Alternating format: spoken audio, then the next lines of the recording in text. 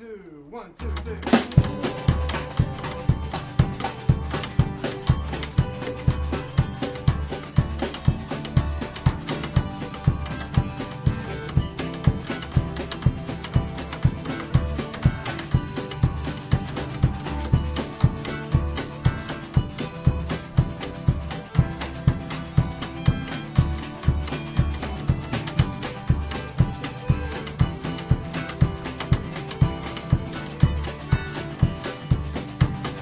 My name is Pete Myers. I'm the coordinator, director of the Tompkins County Worker Center, and to my left, your right.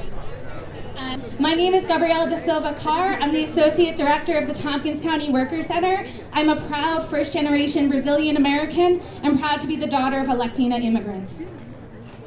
And my name again is Pete Myers. I'm an immigrant from a long time ago of German, French, Irish, and Swiss background. Today our theme is celebrating immigrant workers, present and past. And Gabriela will do the land acknowledgement. Before we get started, I'd like to recognize that the city of Ithaca is located on the traditional homelands of the Gayacono people, the Cayuga Nation. The Gayacono are members of the Haudenosaunee Confederacy, an alliance of 6 sovereign nations with a historic and temporary presence on this land.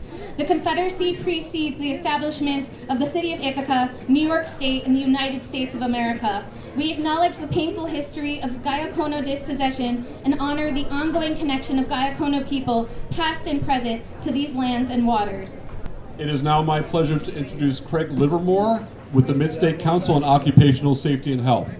My name is Craig Livermore, co-director of Midstate COSH, co-facilitators of this picnic. Welcome. As Pete mentioned, the theme is immigrant labor past and present. And so just to give you a little context, today is a statement that the workers' movement needs and welcomes immigrants into their midst. That's a moral necessity, but also an economic necessity.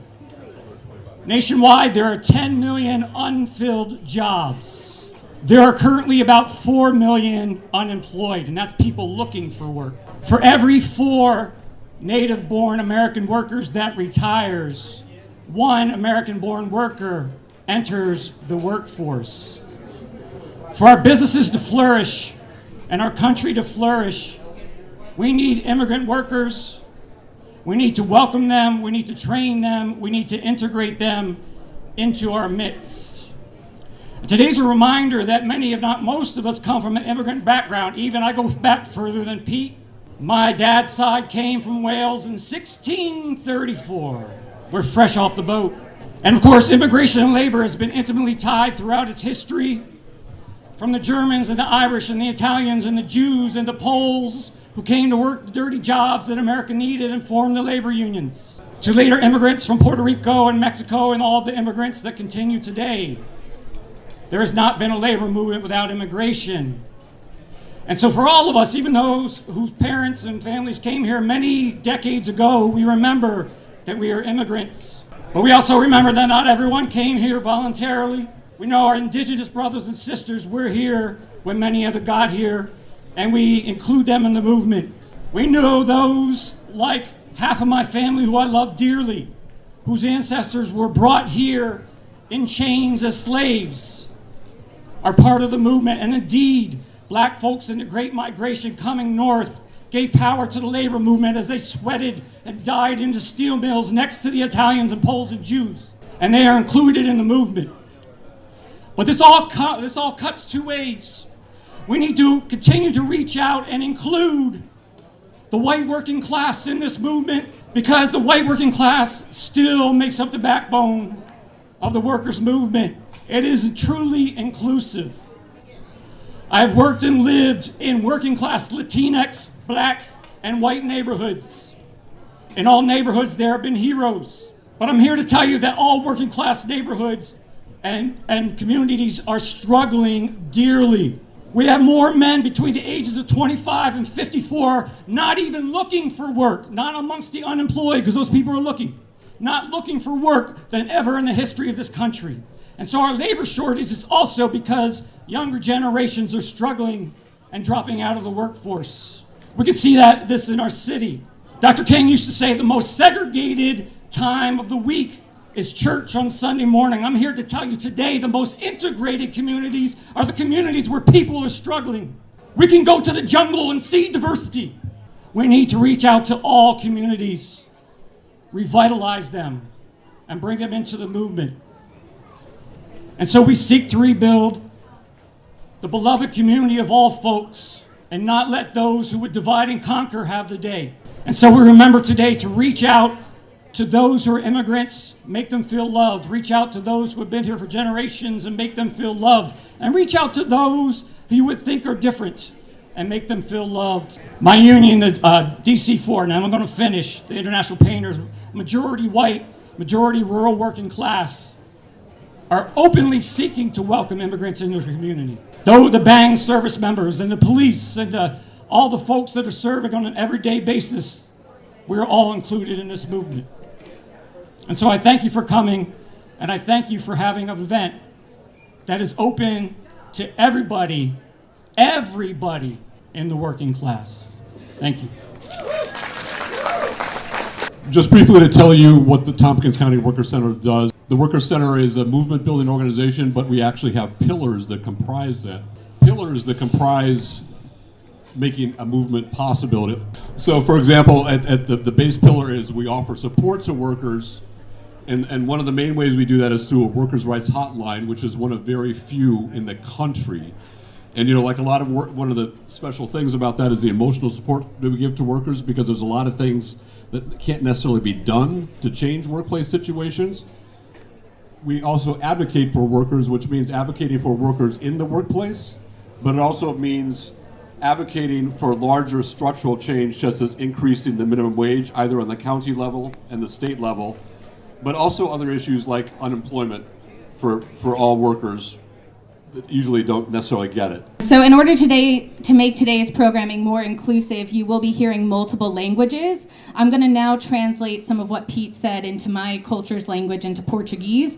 Then the third pillar of the Worker Center is to empower workers to take action in the workplace, which actually means they could start a union, and the Worker Center has worked very closely with over 10 unions in the last 10 years to start unions in the workplace. You'll be hearing about some of those today. But it also means workers don't actually have to form a union. They can actually take action in concert, which means if two or more workers stand up in a workplace, they are protected in that in a different way than if you're just one worker standing up in the workplace. And finally, movement building is our final pillar, and everything we do is related to us building a movement for worker justice. And for our workers who are working today and cannot be here in solidarity, let us remember that not everyone has the privilege of having today as a holiday, but some people have to continue working. And now to briefly tell you what the Midstate Council on Occupational Safety and Health is, I'd like to introduce Carlos Gutierrez and Tom Joyce. Muy buenas tardes. Hello, everybody. I am not going to translate that, even if I could. As has been mentioned, one of the things we're doing today is for those of us that are unilingual, we want to challenge ourselves to hear other languages. So that's part of what we're doing here today. Amongst many parts of our work at Midstate COSH, the Council for Occupational Safety and Health, is amongst farm workers and youth workers. And over the last 10 years or so, we have trained maybe 325 dairy farm workers throughout the 9 counties of the southern tier in basic health and safety rights, OSHA rights. This coming year, we are going to focus on animal handling, because we found that amongst dairy workers, the preponderance of injuries are as a result of dealing with huge animals in small spaces. They train other youth in basic health and safety in their workplaces, and with a focus on workplace violence and sexual harassment. So before we hand out our labor awards to labor and union organizers, we're going to have 2 keynote speakers speaking about their experience of organizing here in Tompkins County. So first, bienvenido for Maria Hernandez. Maria, come to the stage. So good afternoon. My name is Maria Angelica Uribe Hernandez. or Angie. I'm a Mexican immigrant. My parents were have always been farm workers, and also I used to be on the fields while I was on college at the same time and helping out my parents as well. We're 5 children, and both parents had to work so hard for us to sustain ourselves. So as we all know, working in the fields or being a farm worker, it is hard. It is a tough job or a tough work. So in my experience as a former agricultural worker, there is no difference as of now that I'm an adult. There are the same issues out there. Being paid the minimum wage, working hard hours, 60 hours, no protections at all, wages being sold, living in horrible conditions. So there is no changes from 19 years ago until now. Now I am a union organizer with Agricultural Workers United by UFCW District Local 1, which is United Food Commercial Workers. Hundreds of farm workers across New York have come together through Agricultural Workers United to improve our conditions for each year. By building unions at their workplaces. In fact, in January of 2020, farm workers won the right of unionize the farms, vineyards in the state of New York to joining together for a better pay and protections. Right now, so far, we have organized in the area, we could say, we got 5 farms already. One, it is a vineyard. We got 4 dairy farms and 1 vineyard.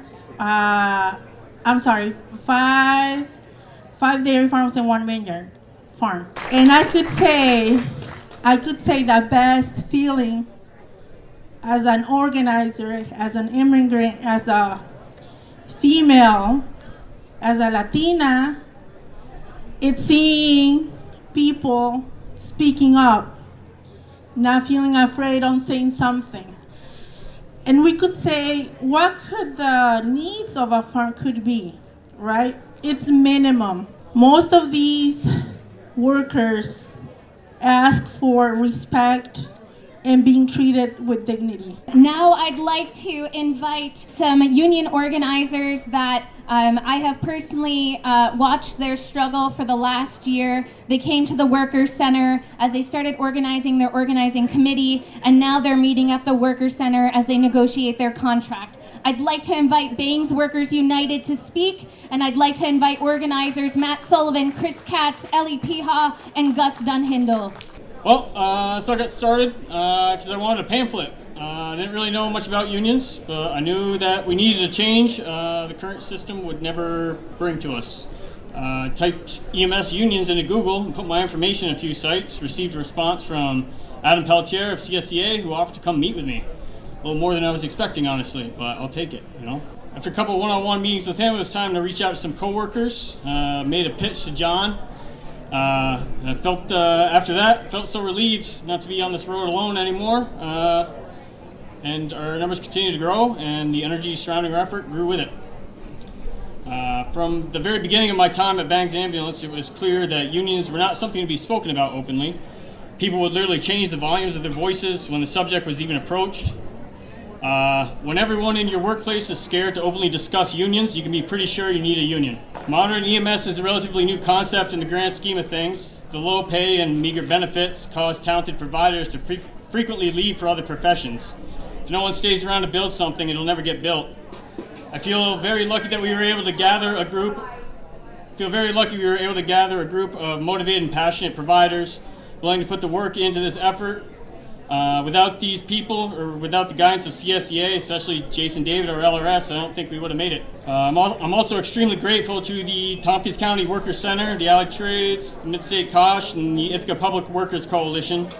We went through some tough times. The union busing campaign put on by management almost broke us. Without the support of these groups, it very well may have. The hand up the community represented here allowed us to sustain this effort, and I'll never forget it. I'm excited to continue forward and become part of this pro-labor ecosystem in order to best serve our shared community. Hey y'all, my name's Gus. I'm an EMT from Bangs Ambulance from Bawu. Labor Day is my favorite holiday. You know, it celebrates something real. And I'm really excited to see so many people here celebrating something real. President's Day is about some dead men I can't remember the names of. Christmas, Santa Claus doesn't even exist as far as I can tell. But Labor Day, oh sorry, don't tell the kids. But Labor Day is about people working. It's about the people who are keeping the lights on, paving the roads, making the ambulances run, picking the food that we eat. That's real. That's the backbone of our civilization. It's the only way any of us survive. I mean, right now, our comrades on the ambulance, they're still running calls. This county can't survive one day without them. Like Angie said, it's about dignity and it's about respect. And the most basic form of respect you can give someone, the most fundamental, is trusting them with power. And unions are about giving workers power. I don't think you can have a just society where the people who hold it up aren't given a seat at the table and aren't given the right to decide how they live. My name's Ellie. I'm the secretary of the union.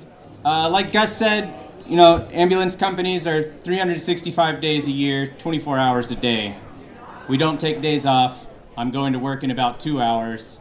All of us could go out to other EMS agencies and find better paying jobs. It really wouldn't be that hard.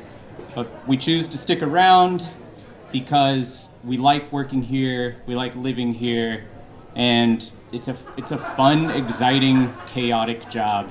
We're all a little strange in EMS. We've had a lot of anti-union kind of organizing going on within Bangs, and one of those people put it pretty perfectly is, you know, these unionizers want to do less for more. And I was like, yeah, that's kind of exactly what I want. Okay, we're now moving on to the awards. I hope you can hear us fine still. Our first award today is a Mother Jones Award. And I would like to introduce Dakota Brooks with the Midstate Council on Occupational Safety and Health. Pray for the dead and fight like hell for the living. This is a very famous quote from Mother Jones herself. She was forced to support herself when her husband and children all died. Mother Jones then became involved in the labor movement and helped to found the Industrial Workers of the World in 1905. As a union organizer, she gained prominence for organizing the wives and children of striking workers, especially the mine workers, in demonstration on their behalf. In 1903, Mother Jones organized children working in mills and mines in the Children's Crusade, a march from Philadelphia to Long Island, New York, with banners demanding, "We want time to play," and "We want to go to school." Though the president refused to meet with the marchers, the incident brought the issue of child labor to the forefront of the public agenda. She became known as the most dangerous woman in America. Unfortunately, the fight against child labor is not yet over. Child labor law violations have increased by 37% over the past couple of years. Several high-profile investigations involving child labor have been exposed over the past year, including the use of child labor in Hyundai and Kia supply chains in Alabama, at JBS meatpacking plants in Nebraska and Minnesota, and at fast food chains including McDonald's, Dunkin' Donuts, and Chipotle. It's a continual battle to work for the safety of our children, and the Mother Jones Award is given to those who do this important work. The award going to the Mother Jones winner is actually a group of workers from a local nonprofit that came to us about a year ago, wanting to organize a union. And they started meeting, and they connected really nicely with the Communication Workers of America out of Elmira, local 1111. And one thing led to another, and within 6 months, the management had decided to voluntarily recognize the union. So this award, the Mother Jones Award, goes to the Advocacy Center of Workers of Tompkins County. I pray that somebody's here for the Advocacy Center. Yes. So this award says, "On recognition of initiative, activism, and solidarity in the struggle to protect the rights of all workers, and for facing adversity and challenges from those who would deny workers their lawful right to join together in the struggle against injustice." Thank you, everyone. I'm Olivia. These are my coworkers, Katie and Mariah. We really appreciate the support of the Workers Center. We love that we got connected with CWA. We're negotiating our contract, and it's going well. Wish us luck that we get a good contract through. Thanks, everyone. The next award is called the Joe Hill Award, And I would again like to call Dakota Brooks to the mic to briefly describe who Joe Hill was. From unstable employment to painfully low wages, Swedish-American activist Joe Hill knew the troubles of the working class firsthand. Like many of the American working class throughout history, Joe was an immigrant who came to the U.S. for opportunity and a better life. But like all in the working class, he had to fight for justice, fair treatment, and the wages he deserved. For all of us workers today, even if we ourselves are not immigrants, we can trace our family history back to a time when our ancestors immigrated or were forcibly brought to the U.S. Through his songs, illustrations, and persistent efforts as an organizer within the Industrial Workers of the World Union, or IWW, Joe Hill attempted to unify those around him to pursue better working conditions. Workers in the IWW were known as the Wobblies, as they often organized by speaking while standing on wobbly fruit crates. His last message, given before his early death in 1915, pleading to those around him, "Don't mourn, organize." Joe wrote many songs to inspire the workers' movement in the early 19th century. The chorus of his song, "There's Power in the Union," still rings true today. I'm not going to sing this, but I'll say it. There's power in a band of working men. When they stand hand in hand, there's a power, that's a power. They must rule in every land, one industrial union grand. The Joe Hill Award this year is going to the Ithaca Public Workers Coalition, who have combined their efforts with individual negotiations with their employer, who is the city of Ithaca. And I think this has been an awesome example for others of us about how to combine forces in a common goal, toward a common goal. Accepting the award, I think I have from the CSEA, Jeannie Gracie and Justin Perkins, and from the police union, Mary Osario, and from the firefighters, Griselda Balato, in recognition of initiative, activism, and solidarity in the struggle to protect the rights of all workers, and for facing adversity and challenges from those who would deny workers their lawful right to join together in the struggle against injustice. Thank you so much. I'm Jean Grace. I'm the president of the City Executive Association. I want to acknowledge Tom Conzella and all of his work. He's the president of the PBA, and he's the one who really initiated this and got us all together and brought the group together and keeps us working together. So this year we were able to, as a group, push for better contract negotiations, push for a council liaison to be part of our negotiations, so that the workers' concerns were being shared openly with members of council. We've been supporting the Bangs Ambulance Workers United, and my group, the Executive Association, as well as Bangs, were actually unionized formally this year as well. So we continue to be working on increasing wages and benefits that will attract the best and brightest applicants, so that we can provide Ithaca with the services that they truly deserve. So thank you so much for this award.